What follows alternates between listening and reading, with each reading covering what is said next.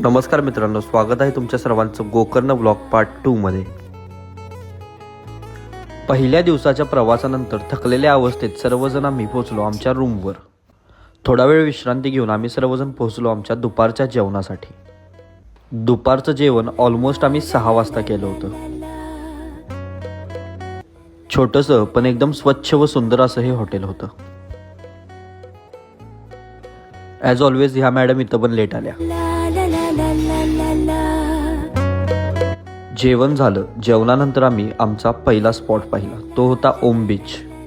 ओम बीचला जाताना मी एक गोष्ट नोटीस केली, इथले शांत रस्ते आणि अँटिक वस्तूंचं कलेक्शन.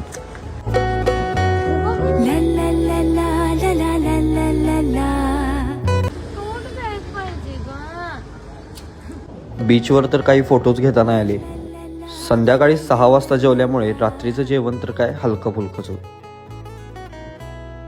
आईस्क्रीम खाऊन आम्ही परतलो आमच्या रूमकडे.